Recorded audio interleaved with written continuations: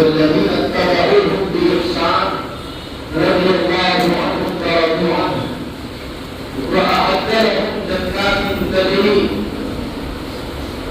من تحتها الأنهار خالدين فيها أبدا رضي الله عنهم ورضوا عنه ذلك هو الفوز العظيم.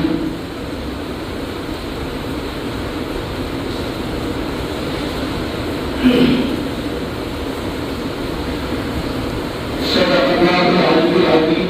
وقال النبي صلى الله تبارك وتعالى عليه وسلم لا تسبوا أصحابي فوالذي نفسي بيده لو أنفق أحدهم مثل أحد الذهب ما أدرك مد أحدهم أو نصيبه أو كما قال عليه الصلاة والسلام. بزرگ بھائی اور دوستوں، یہ جو مہینہ چل رہا ہے اسلامی، یہ اسلامی سال کا پہلا مہینہ ہے اور اس ماہ مبارک میں بہت سارے مسلمان ہمارے وہ ہیں جو بہت سارے ایسے کام نہیں کرتے جن کے نہ کرنے کی کوئی شرعی وجہ نہیں ہے. مثال کے طور پر بہت سے مسلمان یہ کہتے ہیں کہ محرم کا مہینہ ہے لہٰذا ہمیں بچوں کا رشتہ بھی نہیں کرنا ہے، شادی بھی نہیں کرنی ہے. تو وہ سمجھتے ہیں کہ اگر محرم کے مہینے میں ہم اپنے بچے یا بچی کا رشتہ کریں گے یا شادی کریں گے تو بہت عمدہ اس میں برکت نہیں ہوگی، وہ ٹوٹ جائے گی. اس طریقے کی واقعات باتیں ہمارے بیچ میں مشہور ہیں. تو ہم مسلمان ہیں، ہماری ذمہ داری یہ ہے کہ ہم ان باتوں کو مانیں جو قرآن یا حدیث میں ہے یا صحیح اور معتبر کتاب میں ہے، جو پرانی چل آ رہی ہے رسم ہماری اور جن کی کوئی سند ہمارے پاس نہیں ہے، ہمیں انہیں چھوڑ دینا چاہیے. تو یہ جو بات ہے یہ بھی اسی سے متعلق ہے. یعنی ایسی کوئی بات کہیں بھی کسی کتاب میں نہیں ہے کہ صاحب ہم اس ماہ محرم میں اگر بچے بچی کا رشتہ یا شادی کریں گے تو اس میں برکت نہیں ہوگی، وہ ٹوٹ جائے گی. یہ سب پرانی رسم ہے جو چلی آ رہی ہے، اس کو ختم کرنے کی ضرورت ہے. اس کے علاوہ اس ماہ محرم کی 10 تاریخ کو جو ابھی گزر چکی بہت سارے مسلمان وہ کام کرتے ہیں جو نہیں کرنے چاہیے. یعنی عجیب و غریب ہمارے حالات میں تعریف کی کمی ہونے کی وجہ سے جو کام نہ کرنے کی کوئی وجہ نہیں ہے ان سے بچتے ہیں، اور جن کاموں کے کرنے کی کمی سے کہیں اجازت نہیں ہے وہ کام ہم کرتے ہیں، وہ سوال سمجھ کے کرتے ہیں. پچھلے ہفتے مرکز والی مسجد میں اس سے پہلے اس موضوع پر بڑی تفصیل سے میں نے بات رکھی تھی کہ کالے کپڑے پہننے کو ضروری سمجھنا، کھچڑا بنانے کو ضروری سمجھنا، پانی کی سبیل لگا کر اسے تقسیم کرنے کو ضروری سمجھنا، اسی طرح عادت کرنا، شور بنانا، کھانا پینا چھوڑ دینا، یہ اس قسم کی جو باتیں ہیں ان باتوں کا شریعت میں کوئی وجود نہیں ہے.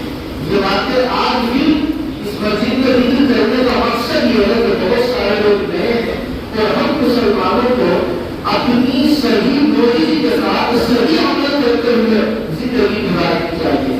اللہ تعالیٰ اس ماہ محرم کی بدعتوں سے اور خرافات سے ہم سب کی حفاظت کرائے. دوسری طرف کوئی چھوڑ بات کرنے کی ایک بڑی تعداد ہمارے بیچ میں ان لوگوں کی ہے جو صحابہ کرام کا تذکرہ کرتے ہیں اور بہت سے اہل بیت کا تذکرہ کر کے وہ روتے بھی ہیں.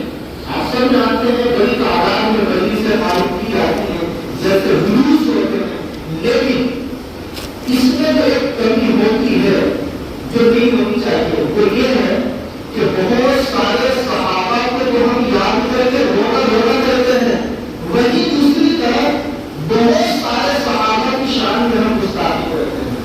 اور آپ جانتے ہیں کہ صحابہ کرام میں سے کسی ایک صحابی کی شان میں معمولی درجے کی بھی گستاخی کرنا شریعت میں جائز نہیں ہے. صحابہ تو بہت اونچے مقام کے مالک ہے. کسی مسلمان کی عزت کے اوپر حملہ کرنا کسی مسلمان کے لیے جائز نہیں ہے. تو صحابہ جیسی عظمت والی ہستیوں کے اوپر ہم جیسے کو کیچڑ اچھالنے کا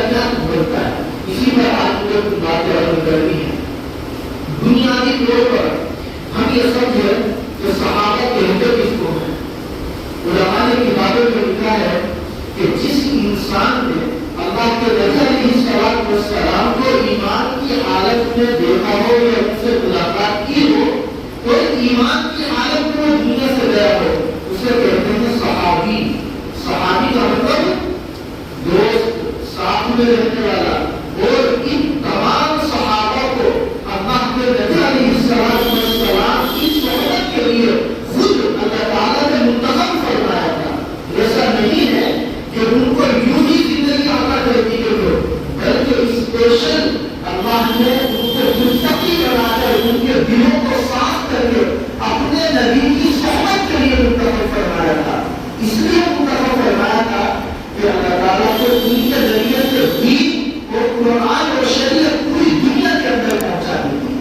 چنانچہ آج اگر ہم یہاں ہزاروں کلو میٹر دور مکے اور مدینہ سے رہ کر کلمہ پڑھتے ہیں، قرآن پڑھتے ہیں اور دین کی جتنی بھی ہمیں صحیح بولی کرتے ہیں اور ہم نمازیں اور زکات اور حج اور یہ چیزیں عمل میں لاتے ہیں، تو میں سمجھتا ہوں کہ یہ صحابہ کی قربانیوں کا نتیجہ ہے۔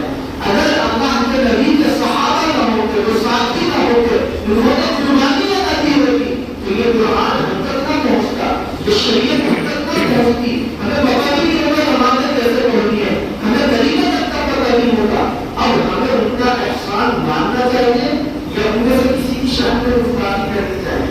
ہر آدمی سمجھے گا یہ نہیں کرنی چاہیے، مگر ایک بڑی تعداد ان لوگوں کی ہے جو نعوذ خاص صحابہ کی شان میں گفتگو کرتے ہیں۔ بہت سارے لوگ ان کو علماء بھی ہیں، مثلا کچھ لوگ یہ کہتے ہیں نعوذ باللہ کہ ابو بکر صدیق رضی اللہ تعالی عنہ اور جو دوسرے نمبر کے خلیفہ ہیں حضرت عمر فاروق رضی اللہ تعالی عنہ، کہ نعوذ باللہ انہوں نے کچھ ہمیں جو الفاظ کہتے ہوئے بھی ڈر لگتا ہے کہ انہوں نے خلافت کے مسئلے میں نعوذ باللہ چپ آواز باللہ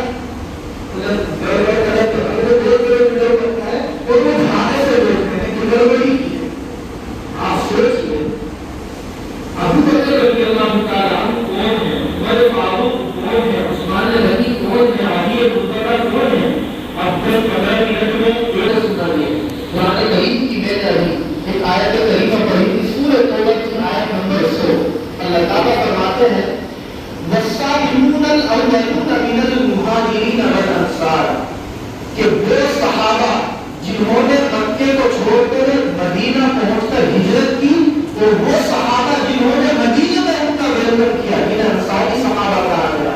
اللہ فرماتے ہیں والذین اتبعوہم بإحسان، وہ صحابہ اور وہ ایمان لا کر جنہوں نے ان کو فالو کیا اچھائی کے ساتھ۔ اللہ فرماتے ہیں رضی اللہ عنہم ورضوا عنہ، یہ قرآن کا اعلان ہے کہ اللہ ان سب سے راضی اور وہ سب کے سب اللہ سے راضی۔ تو قرآن کریم تو ان کو اللہ کی رضا کا پروانہ سنا رہا ہے اور ہم ان کی شان میں گستاخی کر رہے ہیں۔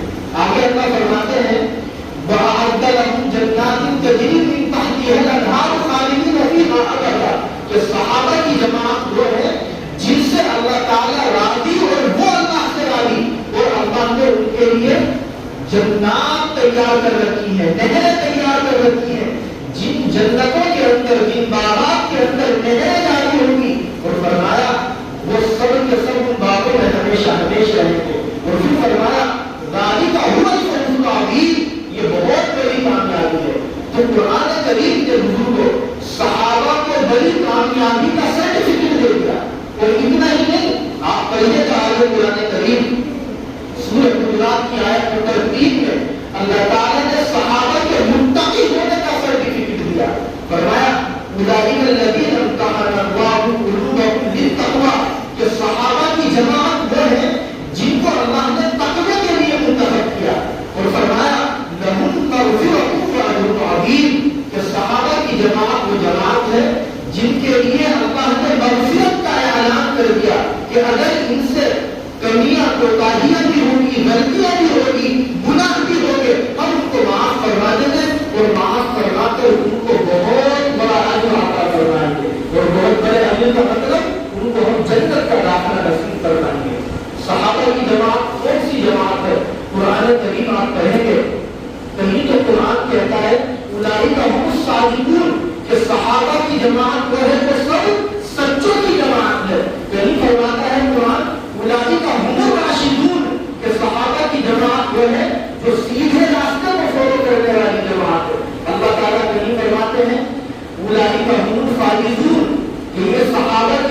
جماعت وہ ہے جو مکمل طریقے سے کامیاب ہونے کی جماعت ہے. تو بتانا یہ ہے، اور بھی بہت ساری آیتیں ہیں لیکن وقت اجازت نہیں دے رہا، کہ صحابہ کے بارے میں قرآن نے اتنی بڑی بڑی بشارتیں سنائی، اتنے بڑے بڑے ان کے لیے جنت کے وعدے کیے. تو ہمیں اور آپ کو ان کی عظمت کرنی چاہیے یا اپنی گندی اور ناپاک زبان سے ان کی شان میں گستاخی کرنی چاہیے؟ آج کی گفتگو سے مجھے آپ لوگوں سے یہ درخواست کرنی ہے کہ ہمارے مسلمانوں میں چاہے کوئی عالم ہی کیوں نہ ہو، اگر اللہ کے نبی کے کسی بھی صحابی کے بارے میں کوئی اناپ شناپ بکواس کرے، کوئی جملہ ایسا بولے جو ان کی شان کا گستاخی والا جملہ ہو، ہم اس سے اپنا تعلق رکھتے ہیں. کیوں؟ اللہ کے نبی نے تو ہمیں بتایا نہیں سمجھنا مطلب ہے ہم سبھی اپنے کبھی رہنا کہ جو اپنے چھوٹوں کے اوپر شفقت نہ کرے اور اپنے بڑوں کی تعظیم نہ کرے. آپ نے فرمایا وہ ہم میں سے نہیں ہے. اگر کوئی آدمی عالم بھی ہے، وہ بغیر عالم کی جو اس سے بڑی عمر کا ہے عظمت نہ کرے، تو حضور تو اس کے بارے میں بھی فرما رہے ہیں کہ وہ بھی ہم میں سے نہیں ہے. اپنے سے بڑی عمر کے آدمی کا ادب کرنا ہے، وہ ہمارا باپ ہو یا ہمارا پڑوسی ہو یا کوئی عام مسلمان کیوں نہ ہو. تو صحابہ تو بہت ہی بھی بڑے ہیں جن کے ذریعے یہ قرآن ہم تک پہنچا، یہ دین اسلام ہم تک پہنچا، یہ نمازوں کا طریقہ ہم تک پہنچا.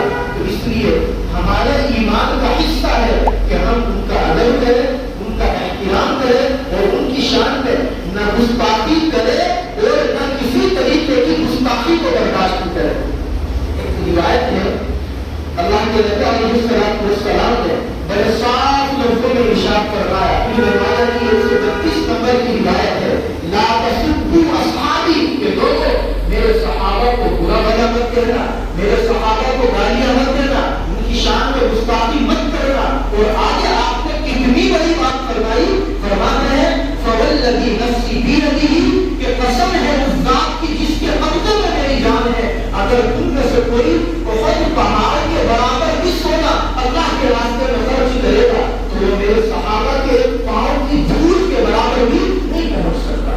یہ اللہ کے نبی نے اپنے صحابہ کی فضیلت ہم لوگوں کو بتائی ہے، اس لیے ہمیں ان کی شان میں گستاخی نہیں کرنی ہے، ان کا ادب کرنا ہے، ان کا احترام کرنا ہے. ایک آخری پوائنٹ پر بات کر کے بات ختم کروں. ایک صحابی ہیں جن کا نام ہے حضرت معاویہ رضی اللہ تعالیٰ. سنا ہے نا؟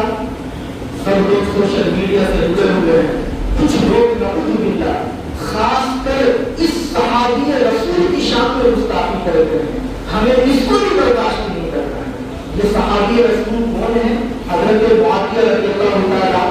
وقت اجازت نہیں دے رہا، صرف ایک دو باتیں ان کے بارے میں ذکر کر کے میں بات ختم کروں اور بالکل روایت صحیح آتے رہتے.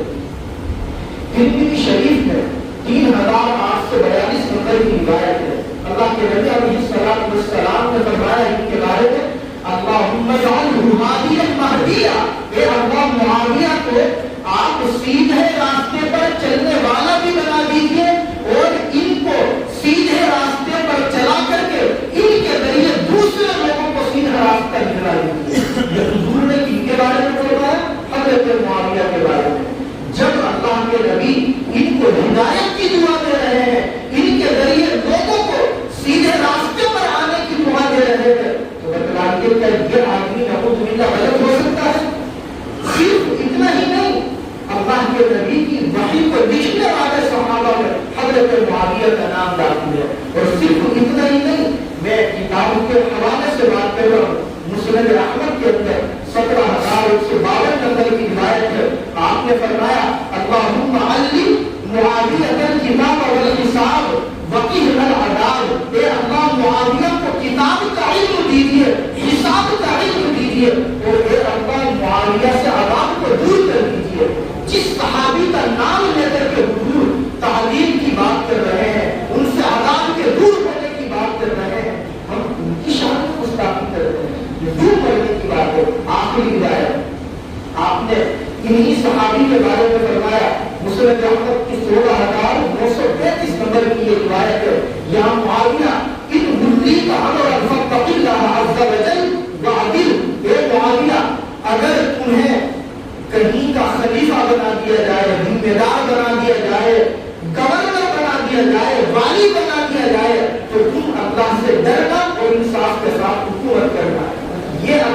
نبی حضرت معاویہ کے بارے میں فضائل اور ہدایات بیان فرما رہے ہیں. چنانچہ جب حضرت عمر رضی اللہ تعالیٰ عنہ کی خلافت کا زمانہ آیا, آپ نے ان کو شام کا گورنر بنایا. آپ بتلائیے حضرت امیر معاویہ رضی اللہ تعالیٰ عنہ کو حضرت عمر فاروق جیسا آدمی شام کا گورنر بنا رہا ہے, اور ہم جیسے ناپاک گندے لوگ اپنی گندی زبان کے ذریعے ان کی شان میں گستاخی کر رہے ہیں. اس لیے آج کی گفتگو کا خلاصہ یہ ہے کہ بزرگوں, ہم صحابہ کے بارے میں اپنی سوچ یہ بنائے کہ صحابہ کا اس امت پر احسان ہے, ان کے ذریعے یہ قرآن ہم تک پہنچا, یہ کلمہ ہم تک پہنچا. نماز کا طریقہ آج اگر ہمیں معلوم ہے تو ان صحابہ کی بدولت ہے. آج اگر ہندوستان میں, پاکستان میں, امریکہ میں, جزیرے کے اندر, دنیا کے اس کونے میں ایمان اگر زندہ ہے تو ان صحابہ کی بدولت ہے, جو 1.5 لاکھ کی تعداد میں تھے حضور کے آخری دن. لیکن آپ جانتے ہیں کہ ان میں سے 10% بھی مکے اور مدینے میں تھے, کہ پوری دنیا میں ہوتے تھے, اور حضور کا لایا ہوا قرآن اور شریعت پوری دنیا کے کونے کونے میں انہوں نے پہنچائی. اس لیے ہم جب اپنے پڑوس میں رہنے والے کسی ہندو کو گالی دینے کو اچھا نہیں سمجھتے تو صحابہ جیسے مقدس لوگوں کے بارے میں ہم اپنی زبان کھولنے کا کیسے حق رکھتے ہیں. یہ بات اس لیے کہی کہ آج کل جو لوگوں کے بارے میں سوشل میڈیا پر بہت تیزی سے یہ چیزیں چل رہی ہیں, اور ایک صاحب ہے, ان کو لوگ مرادہ بھی کہتے ہیں, اللہ معاف فرمائے, منبر پر رہتے ڈر لگتا ہے کہ کچھ چھتنا پڑ جائے.